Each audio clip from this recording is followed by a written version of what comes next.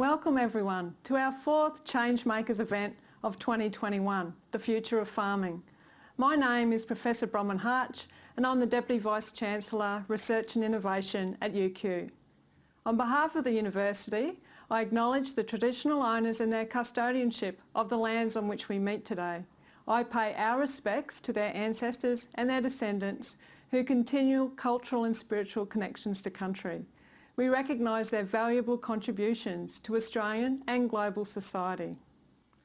We're joined this evening by 721 people from 39 countries around the world. Thank you everyone for tuning in. I'm excited to be moderating this panel tonight as I've spent my whole life around farming. I'm the daughter of farmers and for much of my research career I've worked at the interface of environment and agriculture as a data scientist. A lot of my work has been around how we can generate knowledge, technology and practices that make our agricultural and environmental systems more sustainable, secure and resilient. I'm incredibly pleased to be speaking with our esteemed panel this evening to discuss the future of farming. Unfortunately, our Vice-Chancellor, Professor Deborah Terry, is unable to join us this evening. As the global population continues to grow, we know that our farms will need to produce more than ever before. But we also know that human activity, including agriculture, is changing our climate and that we need to take action. That is the million-dollar question. How can we produce more but without creating further damage to our planet? Our speakers this evening will be addressing the big topics we're all curious about. How can the agricultural sector contribute to emission reduction targets? What are some of the exciting research innovations on the horizon? And how do we make sure those innovations make it onto farms? Without further ado, I'd like to introduce our speakers tonight. Our panellists are Professor Nina Mitter, Doug Mcnichol and Dr. John Dixon. Professor Nina Mitter is the founding director of both the Coffee Centre for Horticultural Science and the Australian Research Council Industrial Transformation Research Hub for Sustainable Crop Protection at UQ. Professor Mitter's career and passion for delivering real-world outcomes in agriculture has seen her receive numerous prestigious awards, author more than 120 publications and supervise more than 20 PhD students. Doug Mcnichol is a UQ alum and Manager of Sustainable Innovation at Meat and Livestock Australia. He oversees MLA's investments into innovation processes where sustainability considerations, environmental, social and financial, are integrated into the Australian red meat value chain from idea generation through to commercialisation. Dr. John Dixon is currently an adjunct professor at Coffee UQ alongside visiting positions at the Australian National University and Gansu Agricultural University, China. He is also a Fellow of the Australian Academy of Technology and Engineering and a Senior Fellow of the Global Evergreening Alliance, chairing several boards and committees. John has spent his career working globally and in Australia on systems and participatory development, including food security, climate-smart agriculture, development policy, impact assessment and program evaluation. Welcome to you all and thank you for joining us tonight. Now, to get into the discussion. Doug, can we begin with you? I imagine one of the first questions our audience has is how the meat and livestock industry is addressing its sustainability concerns. And they are quite significant concerns. The agriculture industry accounts for an estimated 13% of Australia's greenhouse gas emissions, with around 73% of those emissions methane produced by livestock, such as cows, sheep and goats. If the meat and livestock industry is going to continue to grow, Doug, how will it be able to meet a carbon neutral commitment by 2030? Thanks, Bronwyn. Hello, everyone. Great to be with you, wherever you are. Look, now that the industry has set a commitment to achieve a carbon neutral position by 2030, reaching it comes down to continued investment in technology development and adoption, and the presence of industry and government policy that enables that investment to flow. The technical solutions are known. For example, feed additives, forages, and genetic technologies exist that can reduce methane emissions per kilogram of red meat produced. And in some cases, some of the feed additives can reduce methane emissions by up to 90% when included in the animal's diet.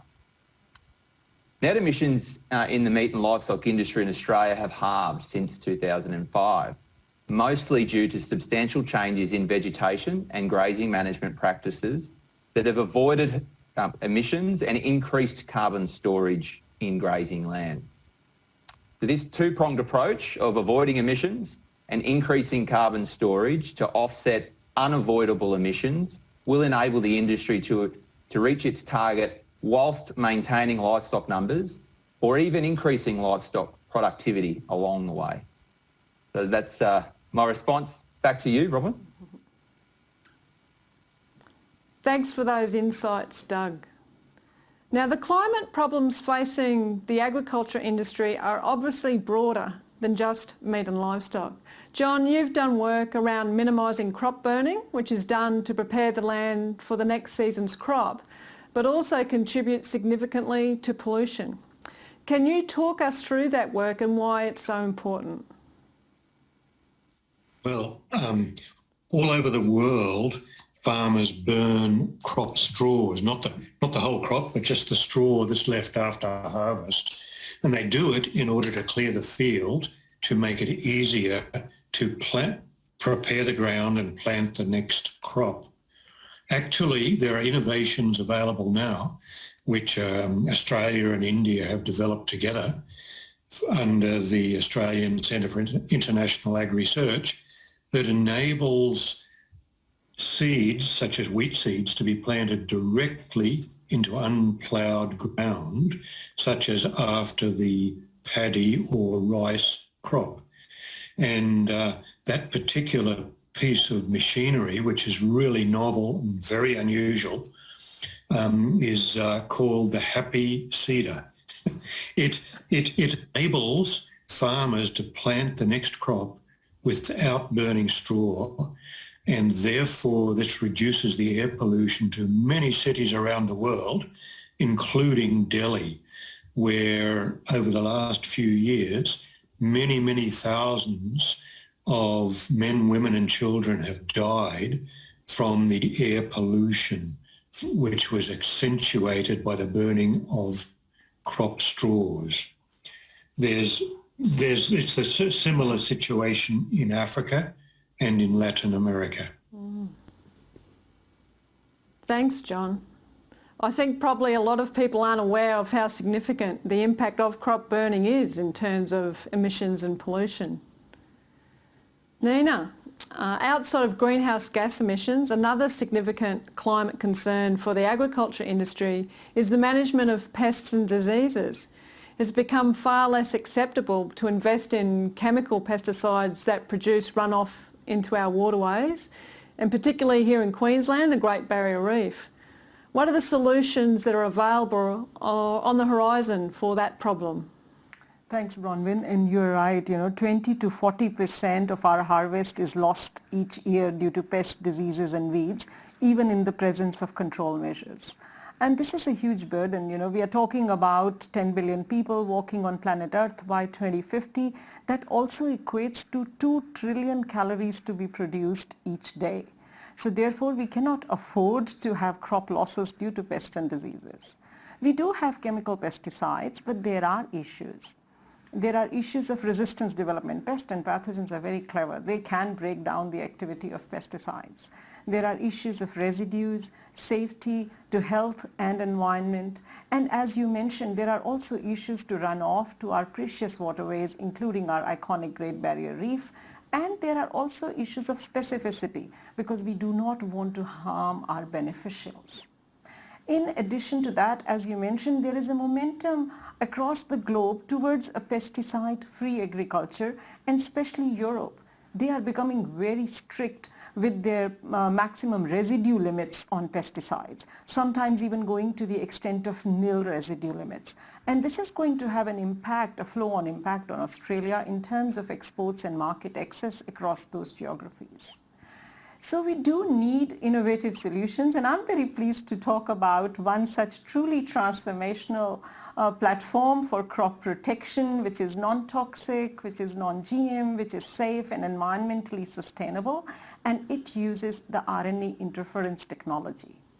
We have named that platform as BioClay, and bio actually refers to the RNA molecule as an active ingredient, as a biological active, and the clay refers to the clay particles that act as carriers of this precious cargo. The most significant thing of this technology is that the RNA that we are using, or double-stranded RNA in this case, comes from the pest or pathogen itself to silence the critical genes in the pest or pathogen. So it's almost like nature versus nature, and the clay particles that we are using are completely biodegradable. There's nothing but magnesium and iron maybe, and this simple and very elegant platform showcases the amalgamation of biology and material science. Because if we spray the RNA on its own, it degrades within days, and that's not a commercially viable solution for farmers, whereas clay platform provides that sustainability and stability. Very pleased to say that we have been working on this BioClay platform now, targeting virus diseases, targeting insect pests, and as you mentioned in your introduction, we do have an ARC research hub on sustainable crop protection where we are targeting fungal diseases of crop plants, diseases which are of economic significance, where either no genetics is available, no chemical control measures are available, or there are issues of those toxic pesticides. Not only that, I'm very pleased to say that this platform has opened up some endless possibilities for us, both pre-harvest and post-harvest as well. We are looking at biosecurity risks as well, not only for food crops, but we are looking at our natives, our lemon myrtle, which get affected by myrtle rust. And very recently, we have tried to dip our toe into the animal health system as well. So watch this space. Thank you. What an interesting research innovation. Thank you, Nina. I'd like to focus now on what I think is really at the crux of our discussion tonight. We're facing a growing global population that we need to feed, but we're also facing some very serious and very real threats from climate change. How are we going to be able to feed more people, but do so in a way that has a net zero impact on our climate? John, can we go to you first? You've done a lot of research around this under the term sustainable intensification. Can you explain this term to us and how it works? Thanks, Bronwyn. It'll be a pleasure to talk about sustainable intensification, which essentially looks at ways in agriculture and food production of regenerating soils and other agricultural resources at the same time as increasing yields or intensifying production, which improves food production, improves food security, and also the livelihoods of smaller farmers, or in Australia produces surpluses which we can export to the rest of the world to support global food production levels. Sustainable intensification, the combination of sustainable and intensification, can also be combined with the no-tillage innovations of which we spoke a moment ago. And those, if one combines the no-tillage or the conservation agriculture with the sustainable intensification, then we get a really, really valuable combination of innovations which are called conservation agriculture based sustainable intensification. That's spreading around the world, something like 200 million hectares around the world now across all agricultural regions.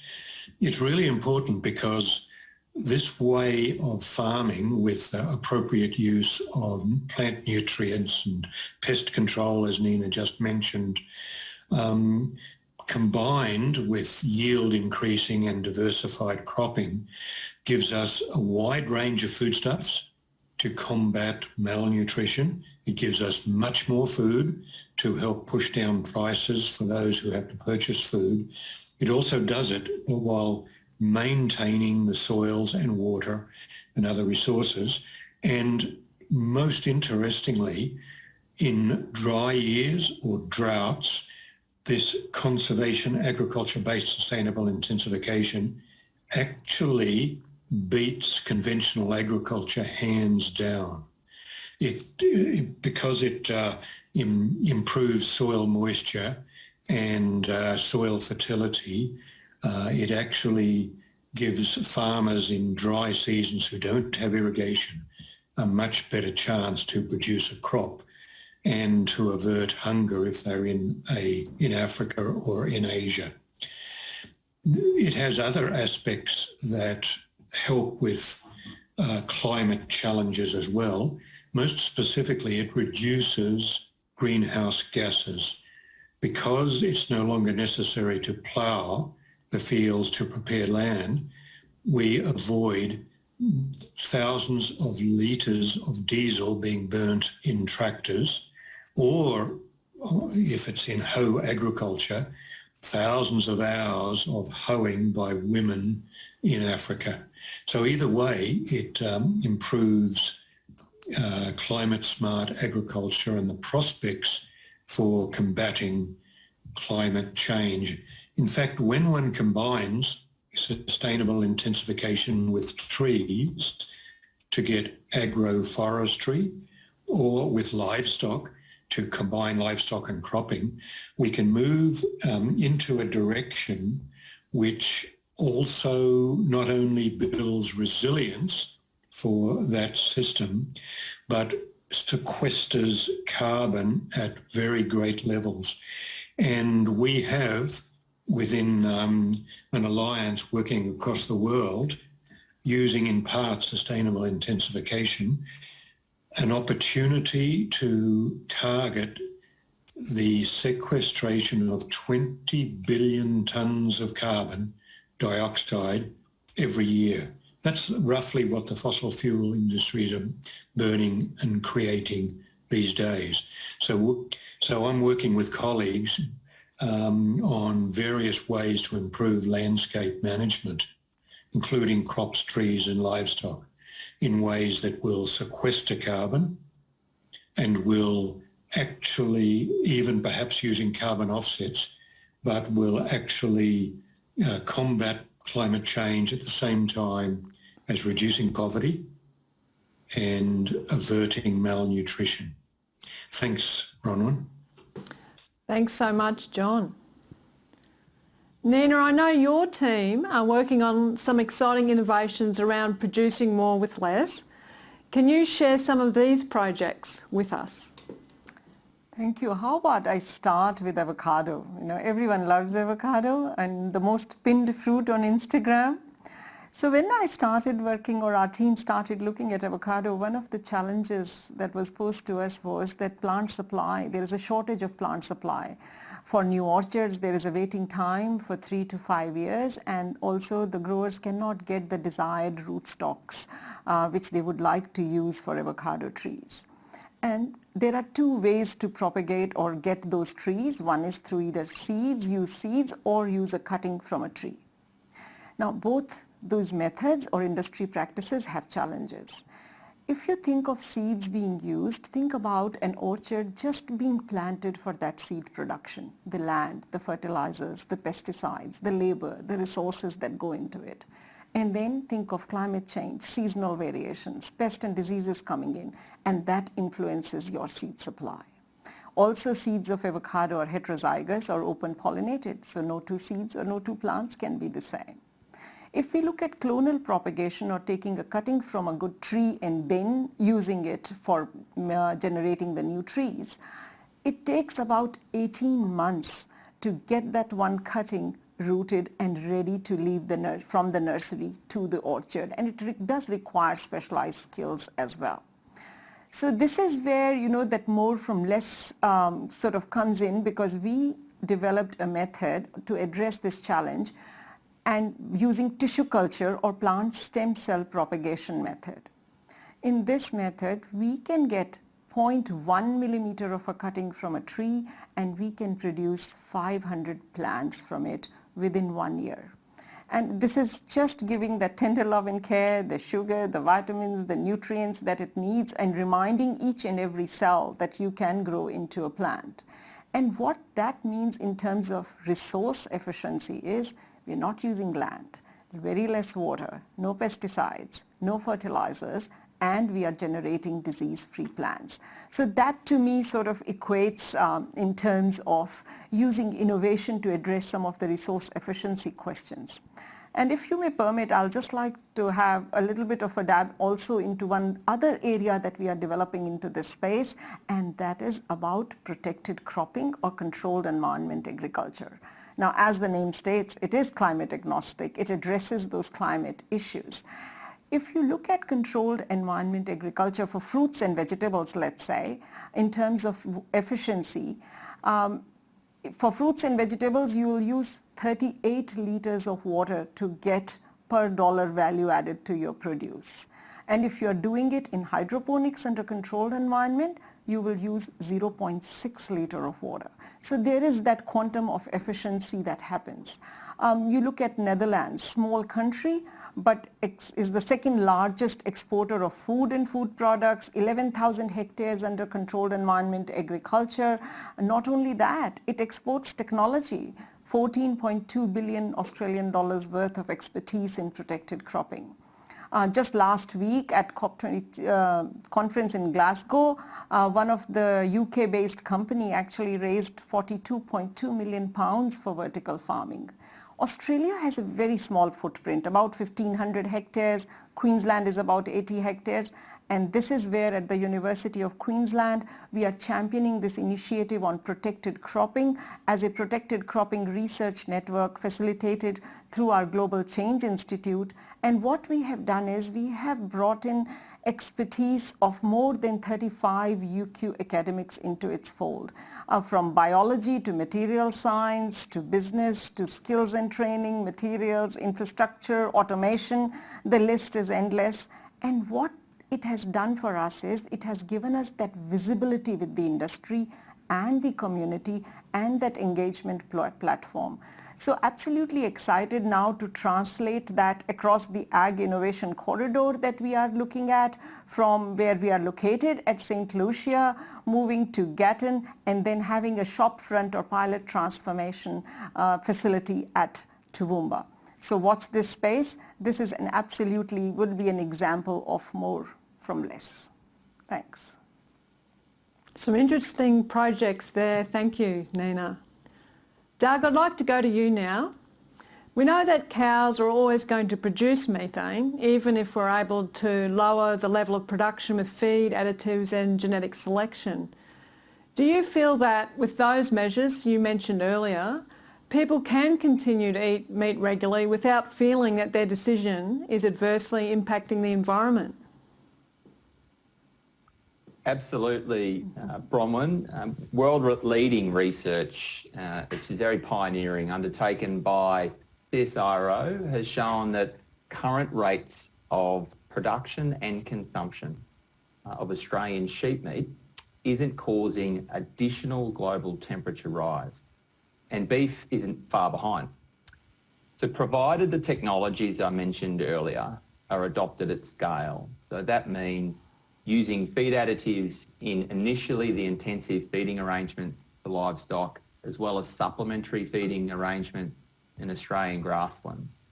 Establishing in the order of 25 million hectares of new legume plantings, which is just under 10% of grazing land in Australia. That gives you an indication of scale of adoption required. All Australian red meat production and consumption can be climate neutral and could create a surplus of carbon credits for the industry to sell to other sectors to offset their unavoidable emission. Because no sector, no man-made sector can have zero emissions. There are always going to be unavoidable emissions.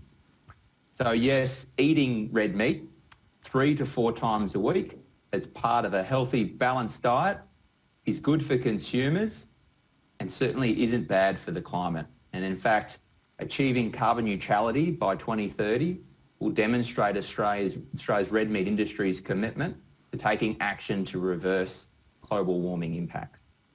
Back to you, Roman. Thanks, Doug. Thanks for those insights. So there's a lot of exciting solutions we've been talking about this evening. But the key is making sure that they actually make it into industry and are then consistently applied by producers. I think each of you can speak really strongly on this, but let's start with Nina. Nina, as a researcher, you're working at the origin point of some of those solutions. What barriers do you see? What barriers do you face actually in translating findings into industry and into communities? Thanks, Bronwyn, and how important it is that communication, that engagement, that involvement with the stakeholders right from the inception of the idea to that translation that you are looking for, especially when you are doing the research end of the project. And it is absolutely vital if you want to avoid those perils of valley of death or your research remaining in your lab notebooks or publications maybe at technology ready levels of 3 to 5. So this engagement and addressing those barriers to adoption is an absolutely critical piece, I think, for the translation. And once again, I think I'll revert back to some concrete examples here, how I have navigated this space. So I'll revert back to the favorite fruit, avocado. The work on avocado actually started because it was the growers who defined that challenge. And what that then did was they came on that journey right from the beginning. They came in as funding partners. They came in offering their sites for field trials. They came in enriching me in that historical knowledge of how avocado is grown. Because believe it or not, I had never tasted an avocado before coming to Australia. Now, what this engagement then resulted in was that now we have been able to commercialize that technology. We are already in that commercial licensing phase. We have data on 3 years of field trials, and we built that addressing the barriers into adoption into our project framework. With Central Queensland University, we developed a survey platform where we surveyed breeders, researchers, growers, nursery people, just socializing that platform. And what that then gave us was a visibility, that acceptance that we were looking for. I'll just maybe take another minute to talk about BioClay, if allowed. Now, BioClay, when I started working on BioClay, I realized I am going to talk about RNA. I am going to talk about gene silencing. So I have to have really that dialogue open in terms of barriers to adoption or engaging with the community. So I'll recount 2 things here on that platform. One, when I started working on it, believe it or not, I stood on a box in King George Square as part of the World Science Festival in my lab coat like a crazy mad scientist, explaining BioClay to every passerby that was going there. And it wasn't futile. I did develop and get some very endearing emails from people and some very hard questions as well. So it was a really good, engaging process. And the second thing about BioClay that I would like to mention here is COVID. Believe it or not, RNA has become a little bit of a household name because of Moderna and Pfizer, and it has made my life a little easier when I'm now talking with the community and the growers. When I say RNA and spray, it is almost like RNA vaccine for plants. There is a little bit of an understanding that I'm getting, a better understanding, let's say. So I would say this social licensing to operate, the regulatory framework, addressing the policy issues, having that journey, collective journey together are absolutely critical if we really want to translate our technology and make a meaningful difference on the ground. Thanks, Nina. Some good points there about the importance of communication and collaboration in translation of research. Doug, I'm keen to hear from you as someone working in the end user space. How do you track adoption and evaluate impact, at least in the meat and livestock industry?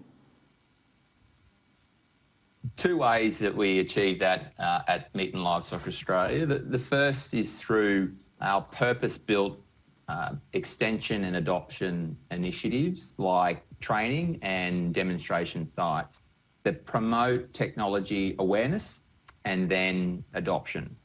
And so, for example, we have a producer demonstration site initiative where we encourage producers to try new but commercially available technology and showcase that to other producers in their region, typically a minimum of 10 in the surrounding region. And our insights are from that work that around 50% of the technology tried at those host sites is stuck, and around a third of attendees at those host sites also go on and adopt that technology. And so we think that approach is very modular and yet scalable and works. There's a good track record of adoption. And so we track attendance at our training and adoption sites, and we also undertake periodic check-ins at the beginning, in the near term and the end term of a demonstration initiative to understand the level of adoption of technology through those programs. MLA also has developed a leading impact evaluation method that enables us to undertake economic impact evaluation of the money we invest versus the economic impact created to the industry and the Australian economy. And so every 5 years, we look back over the investment made in that 5 fiscal year period. We tally up the total investment made. We take a forecast of the future impact of the technologies that we've invested in out to 40 years, typically, depending upon the life cycle of a technology. We forecast adoption rates, knowing what we know about the effectiveness of our adoption programs. And that allows us to take a current and future value view on our investment approach. And so that's how we operate in terms of impact evaluation and assessment. Back to you, Bronwyn. Thanks, Doug. It's always interesting to hear from the industry perspective on how we ensure these technologies are utilised by our producers. John, you've spent your career working directly with communities across the world to build agricultural research and development. What would you say is the key to seeing uptake of sustainable technologies and processes? Thank you, Bronwyn. I would like to build very much on what Nina and Doug have already mentioned, and to think that if we look across dozens and dozens of countries over dozens of decades, then we really see that we've got thousands of isolated islands of great success in somewhere or other in the farming community, whereas the major part of the community is often left way behind. So we need a way to get around these isolated islands of success and to go to scale. And massive scaling is what we all need for good innovations. We've two very important ingredients. First of all, the work has to be holistic and participatory. One has to work with different elements of what's on the farm. One has to work with the crops, the livestock and the people, and what the ambitions and the preferences and wishes of the families are. And related to that, one has to have a participatory and consultative approach, working with communities and farmers in a participatory way. After all, they will make the decision, not us, about each new technology. And with all the actors in the value chain, right through to the consumers, that's got to be understood. And what are the incentives for delivery of inputs to farmers or for the processing and marketing of produce from farmers? So we have to think about full and effective consultative and participatory methods. It's really all about a shift of mindset to focus not on the activity we're doing, not on research or infrastructure development, but to focus on what will be the impacts and results of that work. That's what counts. And that is a shift of mindset that is gradually coming in, as you heard from Doug's examples. It's very much of a matter of being able to understand, in order to get to the results, how does one work with the pathway of change or the pathway to impact. There's multiple steps along that pathway. Some are easy, for some there's incentives, in others there's blockages and barriers, as Nina mentioned.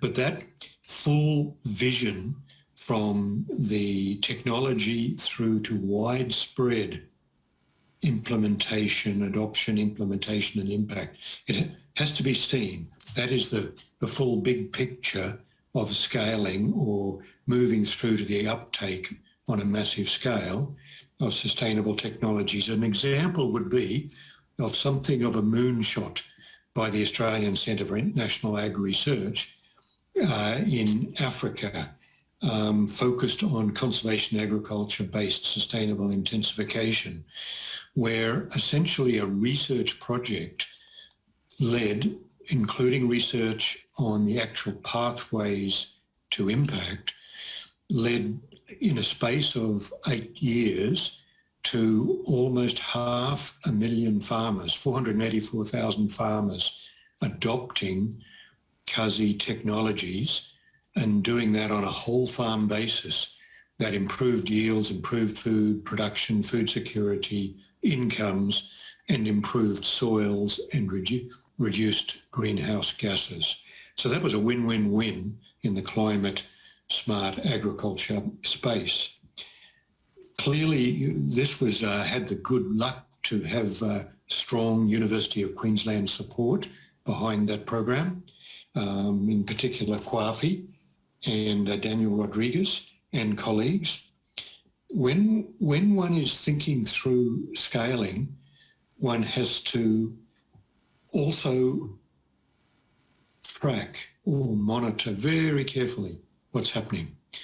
And that enables one to adaptively manage and adaptively adjust the processes, the policies, the engagement with private sector that leads through to the scaling of impact. Fortunately, we have many innovations coming that are helping us on track progress towards scaling. Of course, we've gone way past the regular surveys that were often conducted years ago towards all sorts of participatory monitoring processes, towards remote scaling, remote assessment of scaling. We can even step these days in many instances into citizen science. We can get feedback directly from farmers or community members on progress in any given area. I like to wrap this all up under a term which is a bit different from what we teach in universities. We all often teach about research for development. I like to think that uptake and scaling is all about development underpinned by research. So thanks very much, Bronwyn. Thanks, John. Again, that community collaboration piece is really key in seeing innovation succeed in practice. Now, I'd like to put this question to everyone on the panel. Are you optimistic about the future of farming? Do you see us hitting those climate targets and our agricultural systems operating in a way that is sustainable and good for the planet? Doug, maybe let's start with you. Look, with record livestock pricing in Australia, never been seen before like we have today, and a globally recognised and growing position as a safe, reliable supplier of high quality red meat, plus indications that Australia is heading into a very favourable growing season in the seasons ahead, indicating strong supply of red meat in the near term, all adds up to some really promising fundamentals that indicate an incredibly strong and bright future in the near term. whilst the industry has made its move for a carbon neutral position, leveraging this positive sentiment into action on climate change in Australia is tactically and strategically significant for the supply and demand dynamics of the industry beyond the short term and into the long term. And current industry commitment to carbon neutrality positions the industry well in the medium to long term, such that using technology, the industry can mitigate what is going to be a climate change risk in some parts of the country, whereas climate change positivity in other parts, as rainfall and temperature changes in the northern and different regions. Plus using these technologies to get ahead of the game of future climate.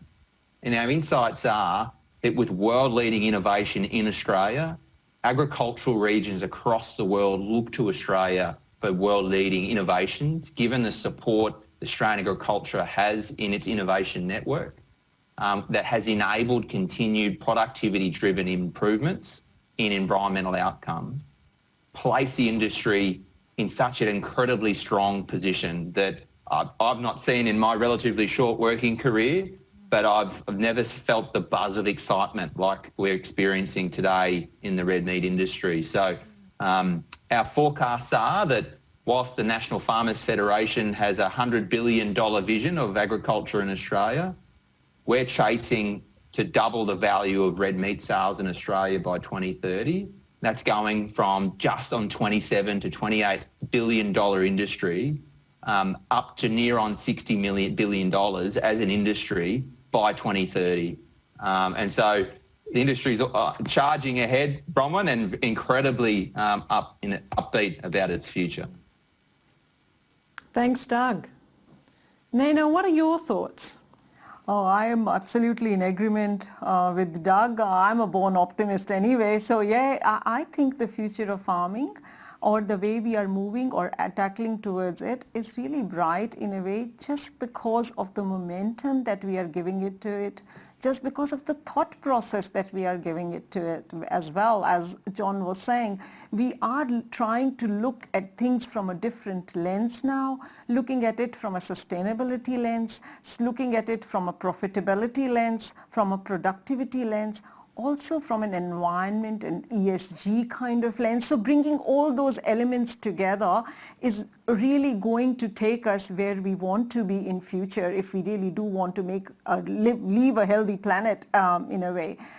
It cannot be business as usual. I was reading some stats about the greenhouse gas emissions and with agriculture, and that stats was saying if we do business as usual, by 2100, agriculture would have maybe contributed to more than 1,300 billion tons of emissions. So, this is not something which we can just shrug or not take care of. We have to take action there. And I was thinking I'll just maybe, coming from the University of Queensland and that bias, there are few words that are going around in the university circles at present. Of course, innovation is the key pillar, and generation of those future leaders will really lead to that bright future of farming. But 3 more words I would like to mention here that I've been hearing from our DVCRI and our Vice Chancellor as well, and that is courage, respect, and inclusion. We need to have that courage to take those bold steps if we want to really make the future of farming bright. We have to have that courage to ask those difficult questions, courage to make our government take some steps and collectively take some steps as well. Respect.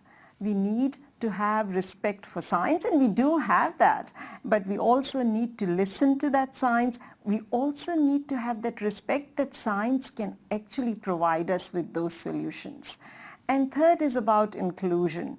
We can do it if we do it collectively. Whether it is academia, whether it is the producers, the consumers, the communities, the government, the policymakers, the global community as a whole network, if we do it together, absolutely. As Doug said, maybe we can beat that $100 billion target of the National Farmers Federation. So yes, the future is bright.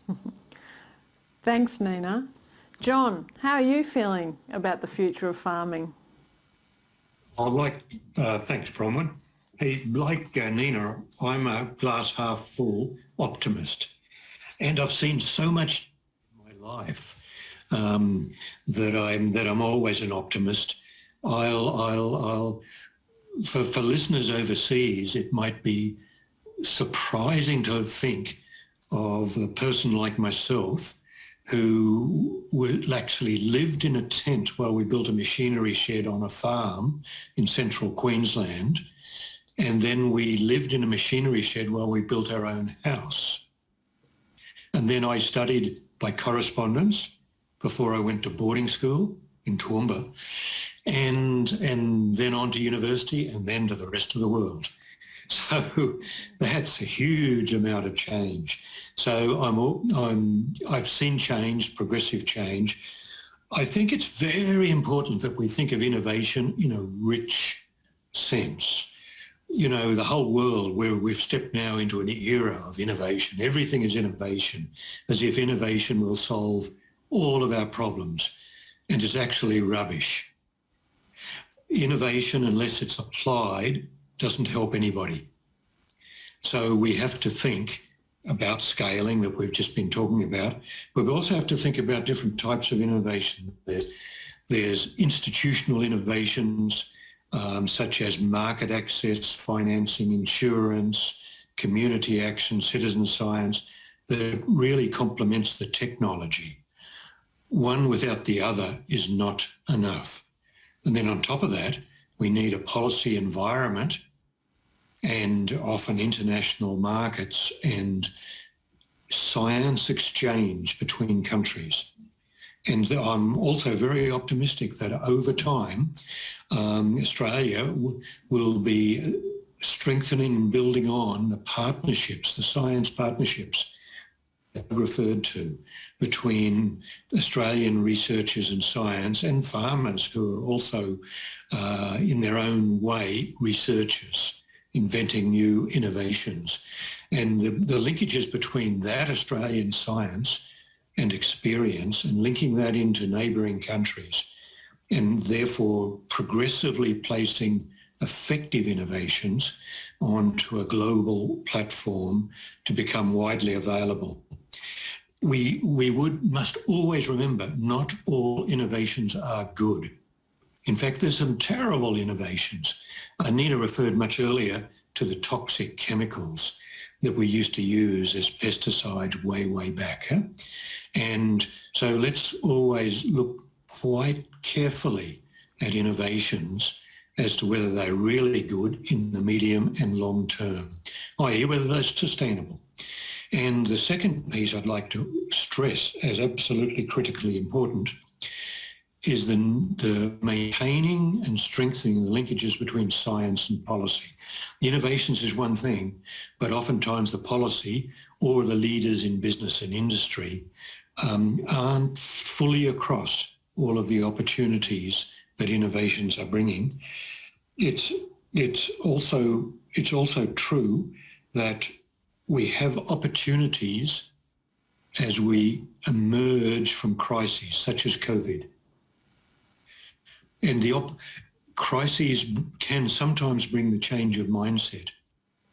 That if there's enough vision amongst policymakers looking to the future, and particularly the Sustainable Development Goals in 2030 and beyond, to feeding the world in 2050, but we have opportunities with COVID to rebuild in a different way that builds a greener economy. And I would say, as my parting caution to us all, over the last 15 years, we've watched inequity grow across the world, across the globe, not only between countries, but within countries. We all know that massive amount of the additional income of the world since the financial crisis in 2008-9 went to a very few extremely rich people in the world. That's a shocker. And so we have to think, how can choosing the right innovations actually improve the distribution of benefits from those innovations. So we've got to, that comes to the types of farmers who might use it. Who will reap the benefits from that? Will it be the farmers or the marketing system or consumers somewhere else?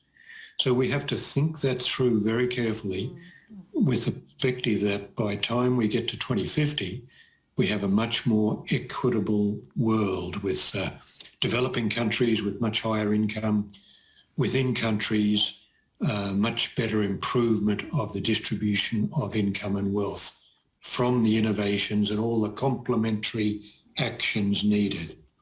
So thanks. Over to you. Thanks, John, and thank you to all of our panellists for your insights. Lots of hopeful and forward-facing messages there. We now have some more questions from our audience, so thanks to everyone who sent those in. We won't have time, unfortunately, to answer them all tonight, but we're hosting a roundtable discussion with some of our UQ experts in the coming weeks, if you'd like to discuss anything in more depth. Our first audience question is from Reg, who asks, which countries and or farming sectors will be the winners and losers of climate change? Now, that's a big question, but I think, John, would you like to take that one first? Yes, sure. You know, for our audience who studied in Brisbane or lived in Australia, you might be surprised to know that world wheat production will soar in the Siberian parts of Russia and northern Kazakhstan and Ukraine.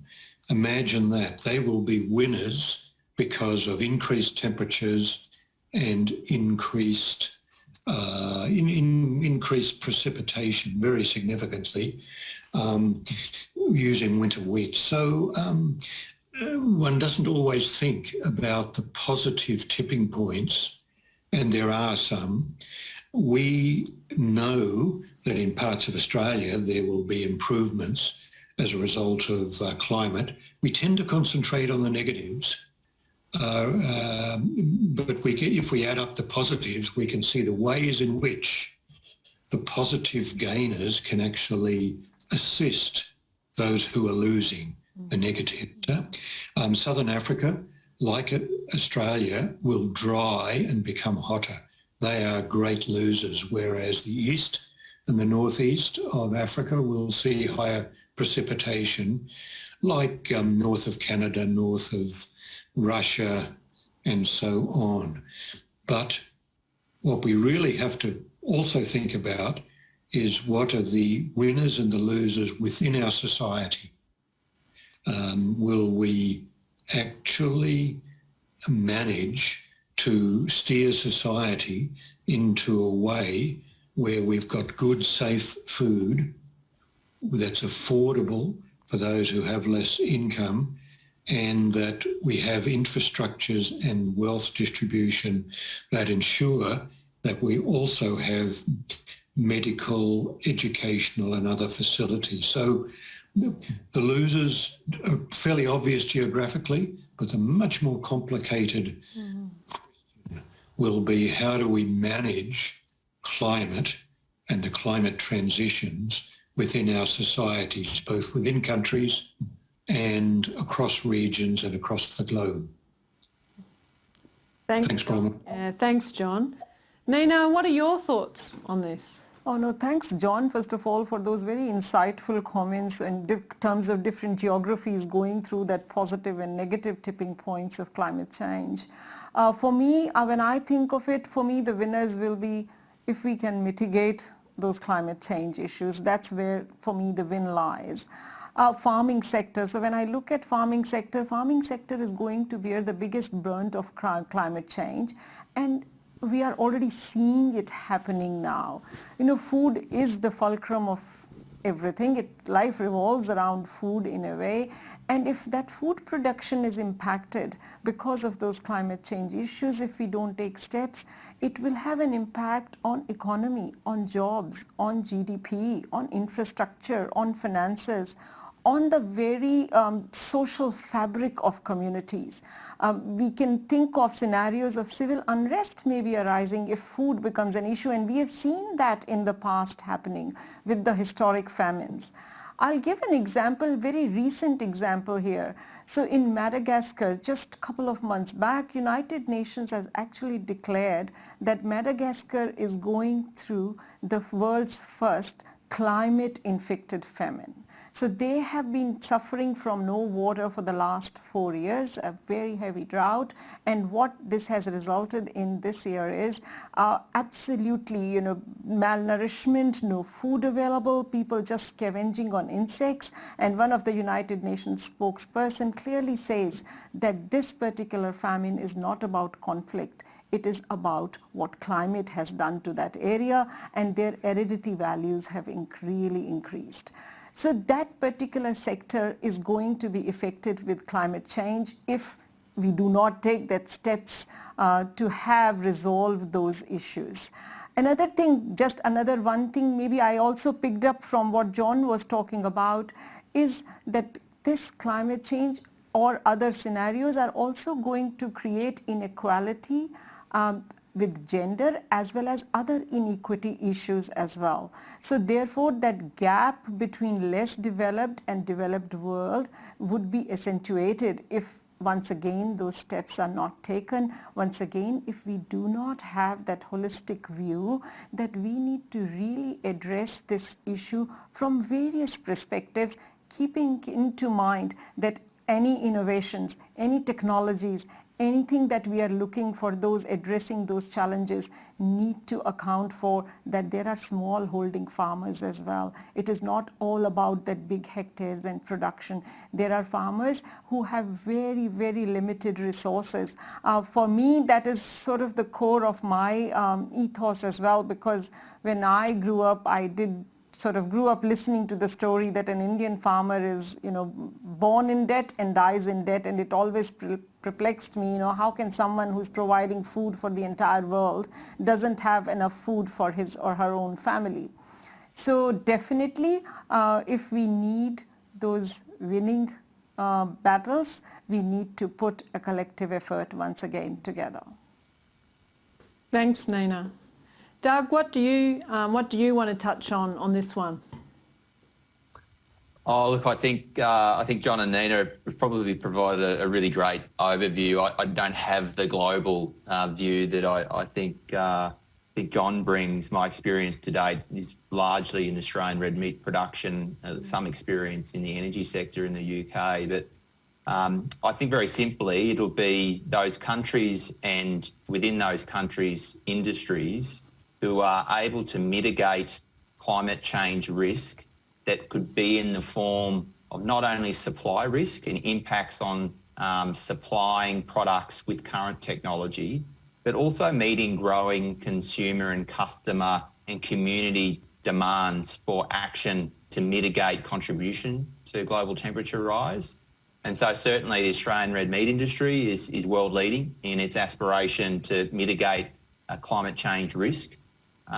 The other side of the equation is those who, in addition to that, not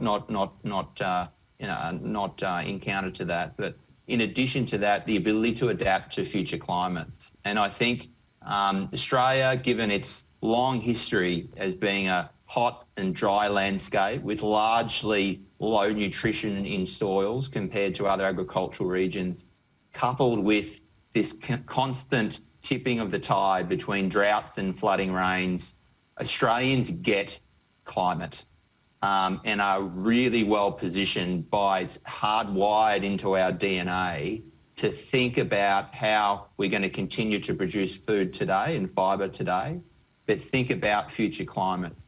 There are some world-leading models that exist in Australia, weather and climate models in the Bureau of Meteorology and even in some of the universities, particularly the University of Southern Queensland, that has a Centre for National Environmental and Climate Research, where we're able to project what the future may look like.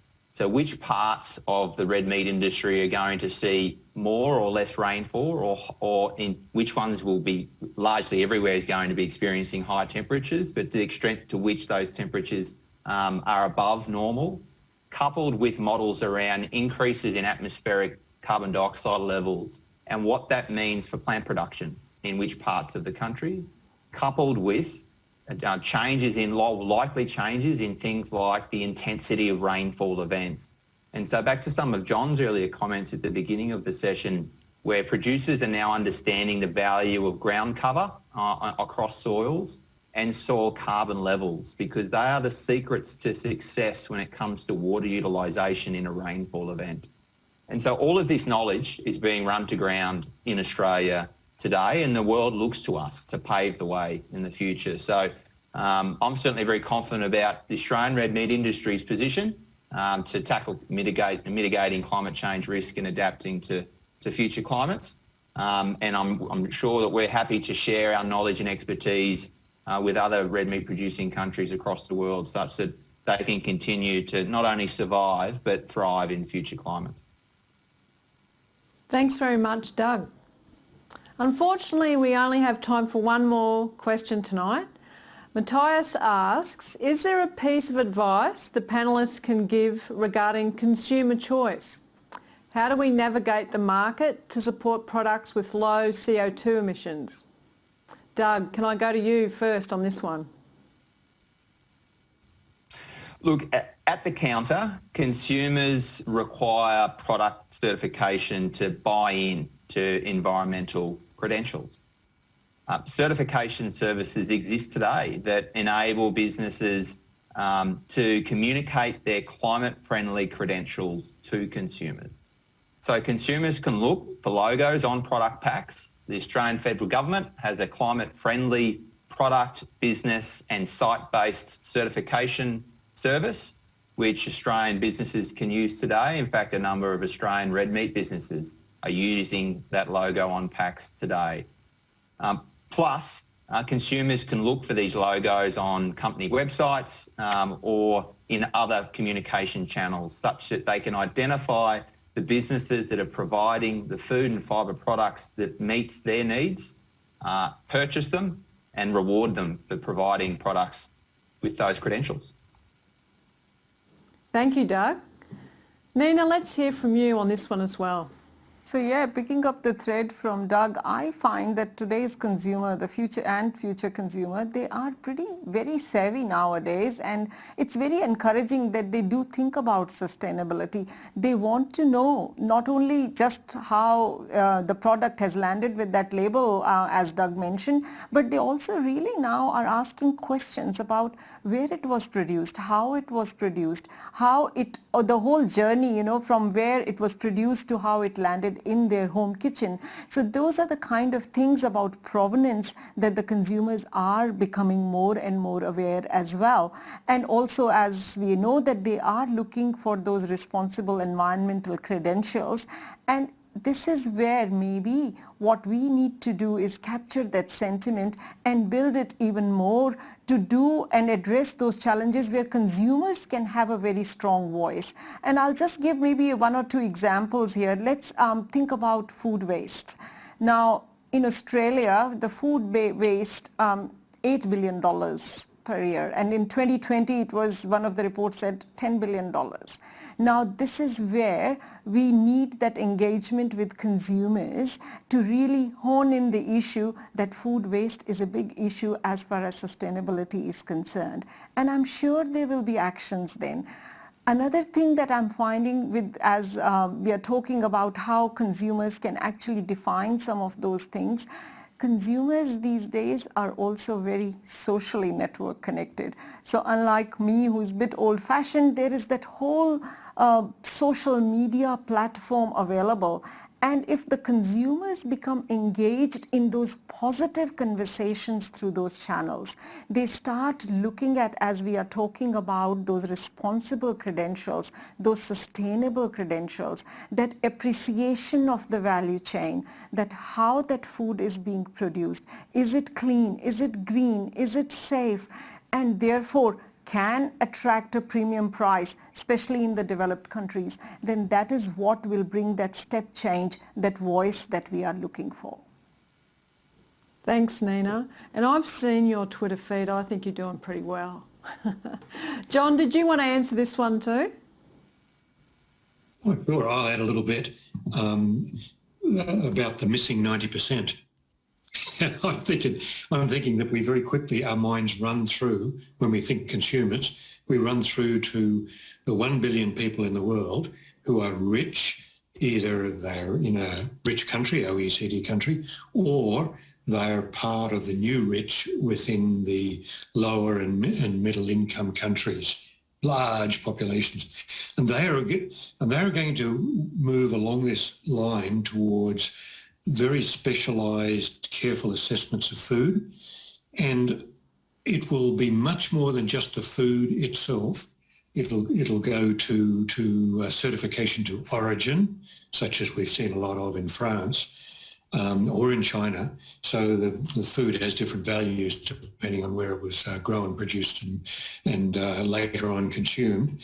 But I want to go past that. I think the dramatic rich consumer, where food will become much more an experience, not just the food and its nutrition, but the context, the restaurant, the family within which it's eaten, much more perhaps like some people would think of as the Italian experience with food. That's where we will probably go in the next 10, 15 years in rich countries. That's 1 billion people. What about the 2 billion people who actually can't afford a decent diet right now? They are actually struggling to get the right blend of food of any type, of any quality. And then of those, half, or 1 billion, are going to bed hungry at night just because they couldn't get enough calories or roughage. So that's the other side of this world that we should bear a thought for and think, how will they behave as consumers as their incomes rise, as the world develops. And we are feeding from Australia quite a number of those markets and those consumers internationally. I think that there's lots of winners and losers. In terms of moving towards low CO2 branding, one of the best ways we can do that is by developing a green image for a whole country. And that will also carry with it the idea that the ag and food sectors are green.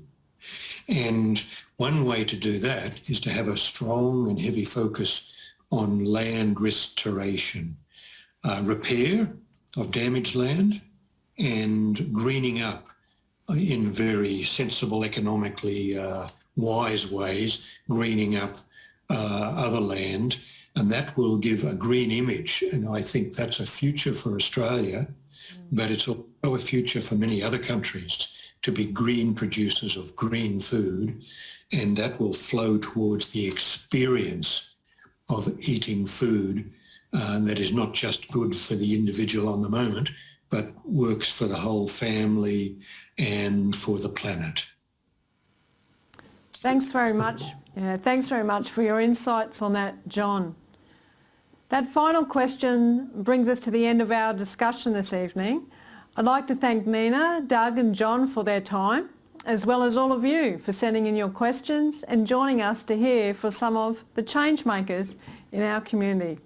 We'll be in touch shortly with some further resources from our conversation tonight, including a commentary piece from our panellists. As I mentioned, we'll also be hosting a roundtable discussion in the coming weeks with some UQ experts if you'd like to dig into the topic in more depth. Thank you again for joining us tonight, or perhaps this morning, wherever you are in the world.